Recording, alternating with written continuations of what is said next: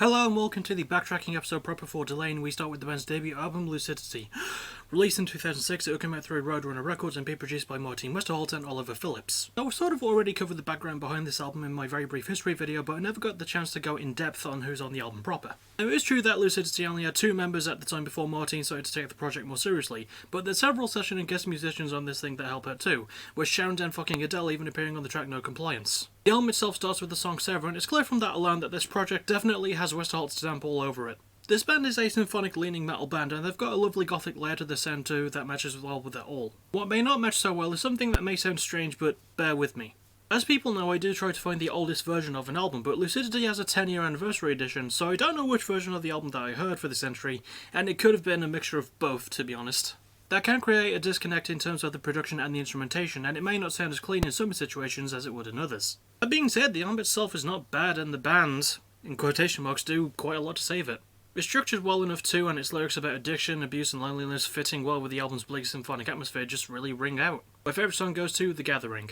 Lucidity is a welcome start for a project that would eventually build and get bigger, and for good reason.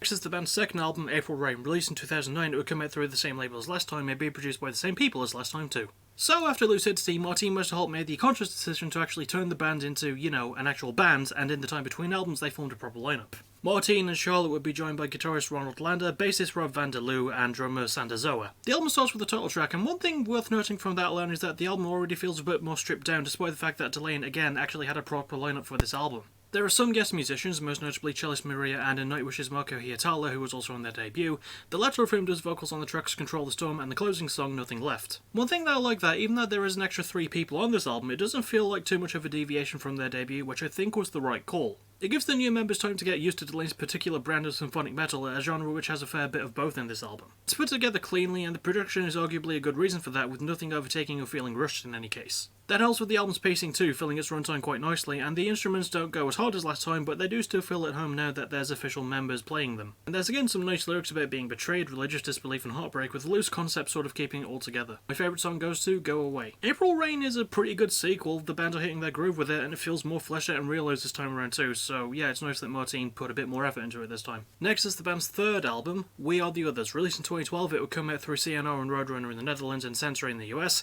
and it would be produced by the band themselves along with Jacob Hellner, Frederick Tomander, and Anders Gary Wickstrom. So in the time between albums, some band members would come and go, and I won't even try to tell you who the new people are for this or any Delain album because there was way too many to count.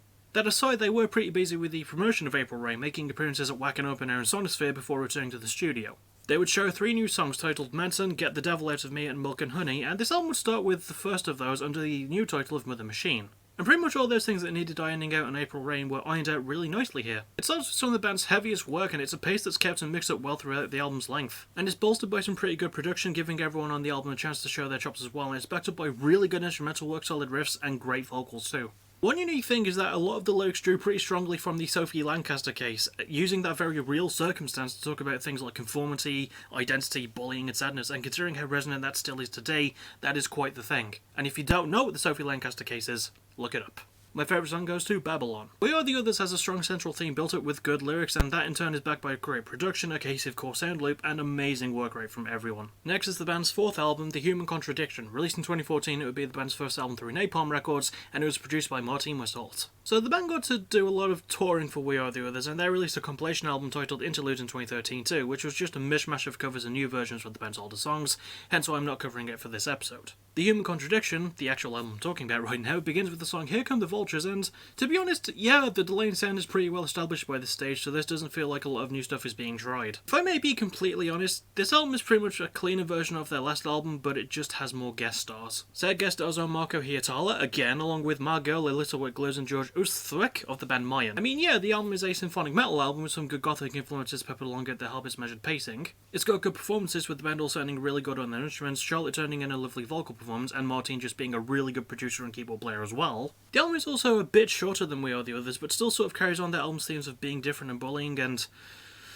I don't know, I want to like this album a lot more than I do, but it just feels like a rerun with some new members and guest spots on roughly half of the album's songs, and that's not an exaggeration.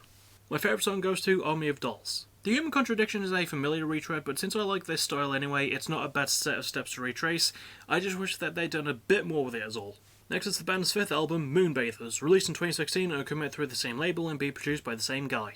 So after their last album, the band toured with the likes of Sabaton and Battle Beast, and they hit up North America with Nightwish before joining them on a tour in Latin America too. The band would also release an EP titled Lunar Prelude about 8 months before Moonbathers would actually come out. And also there was a lot of lineup changes, so yeah. Anyway, this album starts with the song Hands of Gold, featuring my girl Alyssa White-Gluz, and this is from the start a more melodic sort of lean for Delain. One thing that's unique is that the band's bassist Otto does provide harsher vocals, but he lets it show more in here with the first song, and it's a really good way to establish an album's tone.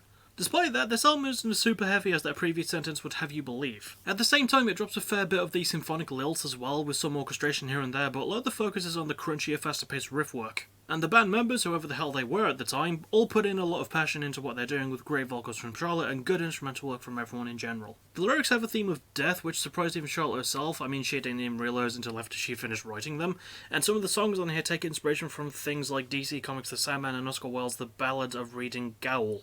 My favourite song goes to Pendulum. Moonbathers at least feels like a step in the right direction, where they try some new stuff, and a fair bit of it works with the more stripped down style really helping out a lot too. And finally, we reach the band's sixth album, Apocalypse and Chill. Released in 2020, the label and the producer will both stay the same for this one. So yes, the more sharp-eared of you may have noted the 4-year time gap between albums. It's not like the band wasn't busy, to be honest. They released a live album in 2017, in 2019 they put out the Hunter's Moon EP, not to mention the tons of touring that they did in between all of that as well, so yes, busy little beavers so they were. Back to the album, we start with the song 1 Second, which already shows some experimentation as the band's guitarist, Timo Summers, provides co-lead vocals. In fact, I said that this album was a bit generic for its style, but that's because I've heard so much symphonic-leaning power metal this year, and that's not really on the band themselves, that's not their fault. And it's not really on this album either, as I do genuinely like it. It's got a really good structure that plays well into the band's wheelhouse, it's got more guitar solos, which is really nice, and Charlotte Wessels is still an amazing vocalist in her own right. And it's still a really well-produced album, even with some of its issues blending songs together and some parts needing work, but it's nice to hear more of these symphonic elements making a return on this one. Everyone just sounds really good and they're invested in what they're doing, and the lyrics about letting go, love, redemption, and society are told pretty uniquely throughout the long-ass runtime. My favourite song goes to Burning Bridges. Apocalypse and Chill isn't perfect, but it's just a case of the band being really good at what they do, with some solid riff work and showmanship to back up what's an occasionally blurry album. Again, it's not them, it's not this album, it's me. So before I actually properly sign off, I want to thank everyone who watched the PBW stream last night for the Go Home show. It just sort of got better as it went along. I'm looking forward to this Friday for Harsh Environment 2, that's going to be great. And now I'm actually going to properly sign off. So that's about it for the episode. What did you think? Did you feel more lucid or more apocalyptic to this back catalogue? I hope your answers are similar to mine. Next time I'll be covering Anaheim, California's own No Doubt.